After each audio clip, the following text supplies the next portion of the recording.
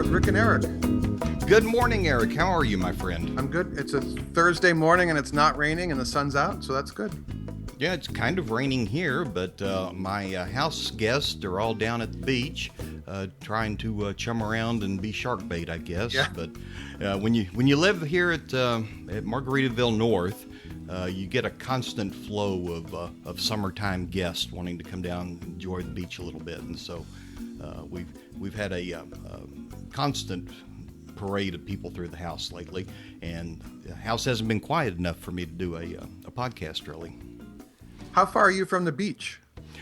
We're, probably as the crow flies, about 3 miles, but, and it's, when you drive, it's maybe 20 minutes away.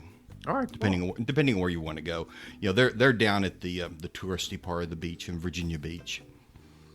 All right, well, we're not going to do touristy things here. We're going to talk about lawnmower repair, using Christmas ornaments to divert birds. That's right. I feel vindicated. I'm thrilled about that one. And an interesting comment about brainstorming from Jim. Okay. And then I wanted to talk a little bit about a great article that I found in, I think it was Slate, but it talks about a new kind of tomato that's supposed to be the best tasting tomato ever, and they won't put it in the shelves. And so we're going to talk about that as well. All right. And I'll tell people how to get one.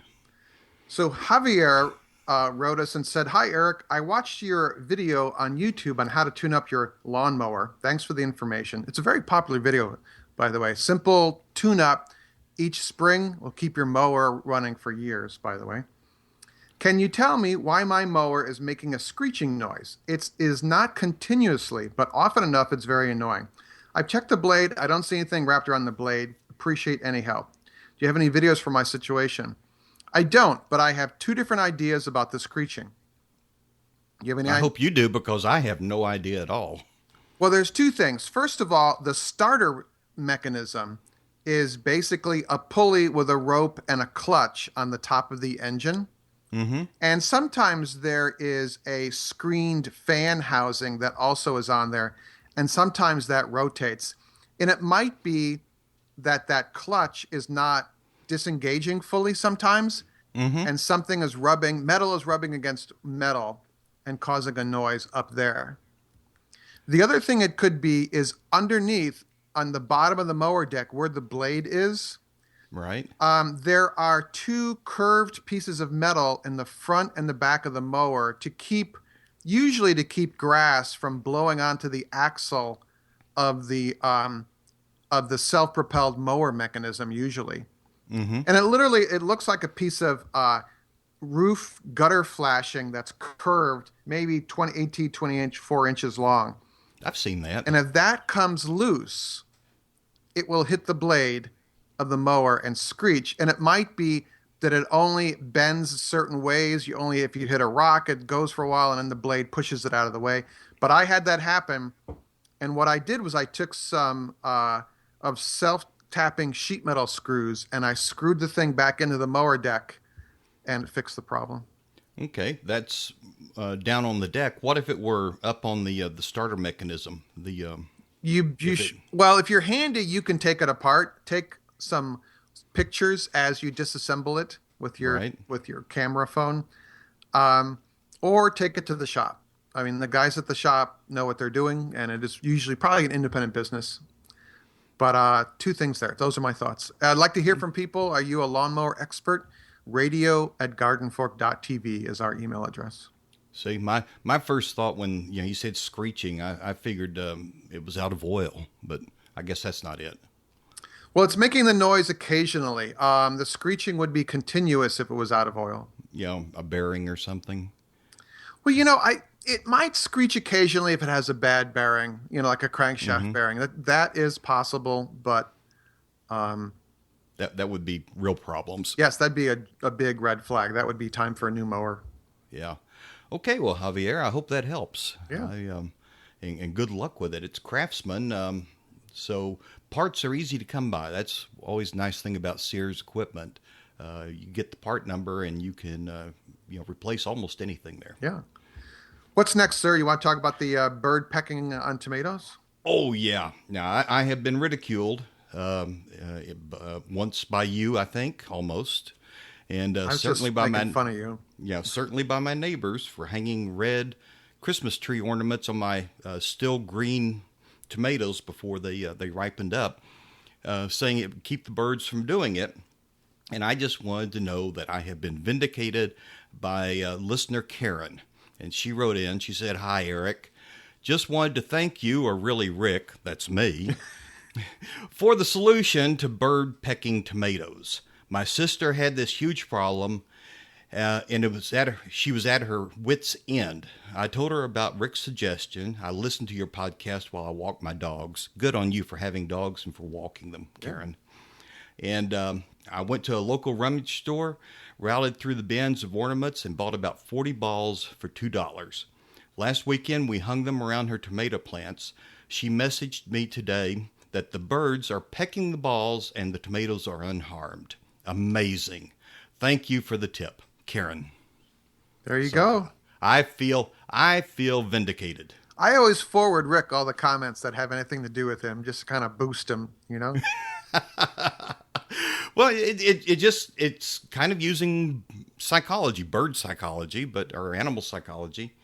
Animals do not waste time, particularly foraging animals, do not waste time revisiting things that prove fruitless for them when they're looking for bugs and things to eat.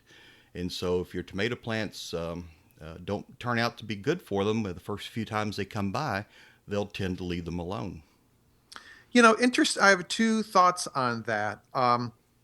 There is a passive way of thwarting several bugs that attack apple fruit. And one of them is to put out these red balls that are covered in pine tar before the fruit starts to turn red on your apple trees. And there is I think it's called the apple borer moth, or maybe it's the codling moth, will want to lay its eggs on apples that are just starting to turn red. And so if you put these red balls with a pine tar, which is a very sticky, clear substance, it's like Vaseline, but worse, right. You hang those in your tree, and it looks really kind of ugly and weird. But the moth, I believe it's a moth, the insect goes to these red balls, gets stuck on it, and then they're toast. And that thwarts them from laying eggs on the fruit. Instead, they have been incapacitated on the red balls. See? The other thing looks like a champ. Will relate to this about insect behavior is we were observing our beehive that is next to the Greenwood Cemetery in Brooklyn. It's 500-acre cemetery with a huge flora and fauna, And we noticed that the bees were coming out of the hive. They do like one or two circles, and they were flying directly opposite the cemetery. They were going toward the harbor. And I was reminded myself that once bees find a food source, the honeybees will exhaust that food source before moving on to another one. Right. So if they get frustrated in trying to access that food source, they're going to move on to the next thing. So much like the birds. Right. Yeah. When you're foraging, you can't waste energy on fruitless endeavors. So that was great that Karen wrote in. That was really cool. Again, our email. I wonder what's blooming in your cemetery. I wonder. More importantly, what are they going for? There is such a vast. It's like a botanic garden. It's the Greenwood Cemetery. If you Google that Greenwood Cemetery, they have a beautiful website. It's been there over 100 years. A bunch of family mausoleums, beautiful tombstones, a lot of Tiffany stained glass in the mausoleums. They give tours. It's beautiful. We went on one of the tours. It's really great. Wow. But what convinced me to put a hive near there is they have a chapel, and I went to a funeral at the chapel. Some of our friends are interred there. A giant garden bed just outside the chapel, and there were asters blooming, and there were honeybees all over the asters. And I was like, I got to put a hive here. So my buddy lives right next to the cemetery, so we put it up on his roof, and it's been really great. Wow. So neat. Yeah, but now I'm always reminded of the honeybees in New York that went after the maraschino cherry factory instead of the flowers. You remember that story? Yes, I Yeah, actually I was helping a friend tend a hive that had been tainted with maraschino cherry syrup, and the honey was kind of pink. yeah. Oh, well, it's always interesting. People saying, I put out my flowers for the bees, and they just ignore them, and that happens so much of the time. You really can't control where the bees are going to go. I put down clover all the time, and my bees just seemed to ignore it. But I attracted all the bees from other hives Yeah. because I'd see them come and gather all the pollen and the nectar from the clover and my grass, and then I'd see them make a bee line, across my yard and going somewhere else. So they were going home with it, There you and my go. bees just ignored it completely. That was quite a tangent from Karen's little thing there, but thank you, Karen. Yeah, thank you so much. Do you want to talk about your magic tomato? Ah, magic tomato. Okay. Are we going to talk about brainstorming? Sure, we'll do a tomato, then we'll do brainstorming. Okay, good. There was a great article. We'll put a link to it. And a researcher down at the University of Florida in their agriculture department has been trying to breed taste. Now, that's something, isn't it? Actually, breeding taste back into tomatoes. Yep. And he finally got a great tomato. It's called the Garden Gem, and Gardengem. And he's been working on it. His name is Harry Klee, Klee. Been working on it for years, since about 1989. And he finally got this great tomato, and he can't sell it to anybody because it produces a fruit that's just a little too small for a slicing tomato. And so, but it tastes, by everyone's accounting, it tastes wonderful. And so he's working on breeding it up into a larger size. But, this long story, and we'll link to it in the show notes, in Slate, tells how exasperating it was taking it here and there and everything, trying to get people to carry it.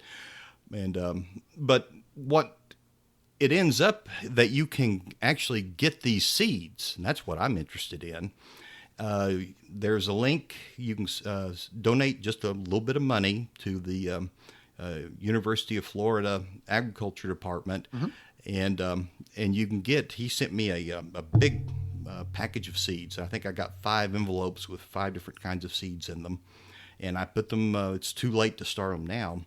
So I took them, put them in a paper envelope inside of a Ziploc bag, and put them in the refrigerator, in the back of the refrigerator, and going to keep them until this coming winter when I start seeds, and I'll start those seeds, and I'm hoping that I'll have some great tomatoes. Not only are these tomatoes supposedly some of the best tasting tomatoes anyone's ever tried, these tomatoes are resistant to almost all the fungus and the blights and the diseases that people tend to get. Huh. And when you're growing tomatoes down in Florida, you see all those things all Yeah. the time.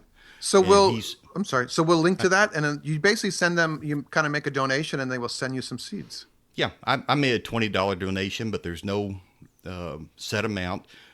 Just do it online, and a week or so later, a envelope arrives with a bunch of seeds and a tax notice for your donation. So it's kind of a win-win all the way around. So if people want to just do a Google search instead of looking at our show notes, what should they type in? They should type in, "This is the perfect tomato," And then and and then the name of the university, maybe, or University of Florida, and it was in Slate magazine. Oh, okay. Slate. that'll work then. This is the perfect tomato, University of Florida Slate magazine. That'll show up Yeah. then. Cool. And it's just a great article about the frustrations of trying to create, bringing flavor back into vegetables. And I am just thrilled this year. My bounty of the garden is just overwhelming. Cantaloupe, tomatoes, okra, peppers, greens of all sorts. We have an embarrassment of riches right now. Great, man. Cool. There's just an So excitement in your voice, so that's great. oh, That's great to I'm hear. excited. I am always enthused this time of year. Yeah. Jefferson was a big gardener. Of course, they had to garden, but he was a big garden experimenter as well. And he says, there's just something about putting your hands in the dirt and bringing something forth that gives you life. And I really believe that everybody should have at least one little pot of something, even if it's just on a windowsill to grow and tend. Cool. The Okay. Labradors see another Labrador outside, so they are announcing that. Uh, But I wanted to segue. We were talking about contributions. Our Patreon campaign is going really, really well. I was really kind of blown away by. I think there's like 36 monthly supporters now of Garden Fork. Just wanted a little shout out. Thank you for that. I've oh, you also bet. I've also set up if you would like to do a one-time contribution to Garden Fork. There's a PayPal link in the show notes here. And the other thing you can do is if you shop on Amazon, if you use our link, which is gardenfork.tv/Amazon, and then you start there, it'll bring you to the Amazon homepage and do your shopping. We get a little finder's fee. And last week, I think, or was it just the other day, somebody bought a 50-inch TV using the Garden Fork link, and that was Oh, wow. that was nice. I mean, it wasn't a bunch of money, but it was a couple bucks, and it all adds up. So a little money here, a little money there. And I just bought a new 4 terabyte hard drive with the Patreon support, with the support of the Patreon group. But anyway, a neat email we got from Jim. We were talking about brainstorming for better creative ideas. I have an idea for another show I'd like to talk about is web sources for creativity, for inspiration. Where I would like to share where I go to get ideas for shows and writing and projects. And I'm sure Rick has some, but I'd like to hear from you guys. What web sources do you go to, or analog sources in the library perhaps, do you guys use for research to work on projects? It's radio@gardenfork.tv. But I will read Jim's comment. How's that, sir?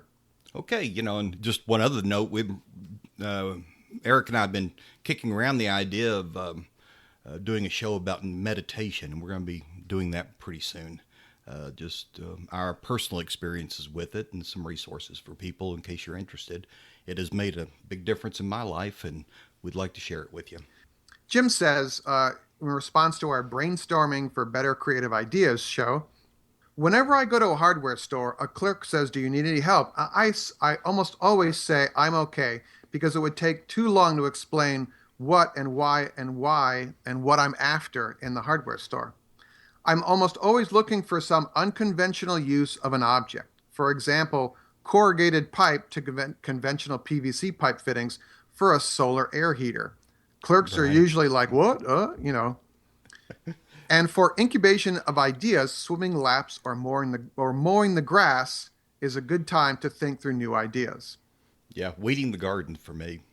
Yeah. That's a good time to do it. I love to listen to podcasts, but I make myself take the earplugs out and just think for a while, a couple of times a day, just to stop the noises and actually let the stuff happen. But he's right about going to the hardware store. Although sometimes hardware people can work you through real to real solutions that you wouldn't have come to otherwise. There was an article many, many years ago in Reader's Digest, and the article was titled Hardware U, as in university, and how this guy had finally graduated from Hardware U. And it was, going in, all these tales about, you walk in with this piece and the guy at the hardware store would actually educate you about what it was and how to fix it and all the different things you would need. And so you had to have that balance. But most of the time when I go into a hardware store, I'm doing something unconventional anyway, and it doesn't, they can't really help you. But, so Jim's right. Yeah. When I go to the hardware store, there's the one near me is owned by two guys, and they're really into hardware, and they will help. But if they have one of their high school students working, I'm just like, yeah, I'm okay. Yeah. But if you're challenged or you need help, find the oldest person there and talk to them. Because if they don't know the answer, they know who does. You know, Right. maybe they're going to send you to the welding shop. You know, at the other side of town or something. All right. Well, there you go. Another cool episode. If you're listening on iTunes, would you all take a minute and write a review? Maybe give us 5 stars. That really helps in our ranking. It's always fun to go to iTunes and find Garden Fork up there with some of the other big wheel podcasts because we're like the little underdogs here. We're just like cranking along, you know. Yeah. So, You asked for podcast recommendations last time, and there's one that I've been listening to that I've been having a lot of fun with. It's out of New York City. It's Note to Self. And they have a series called Bored and Brilliant, and it's about weaning yourself off of your electronic devices so you can do other things. And it's been a lot of fun listening to it and people's experiences with it. And the host is really personable and lively and does good interviews. But they kind of condensed it down into a short do-it-yourself thing to make your life more productive by having less electronic stuff in your life. I like that. And it's called Note to Self. I listened to 2 different new podcasts by the editors of Popular Mechanics. So if you just type in Popular Mechanics into the iTunes search engine, it's on the Panoply network. Panoply podcasting network, and they're just learning they're just kind of learning how to do it right now. They've only got a couple shows out, but interesting stuff. And the editors of Popular Mechanics are pretty darn smart people, so I like that. Right. There you go. All right, man. Okay. Well, I've got a lot to do today. How about you? I do. Editing is everything. So. Okay, my friend. Well, we'll talk to you later. I appreciate everybody listening. All right. Make it a great day, everyone. See you later. Okay. Bye-bye.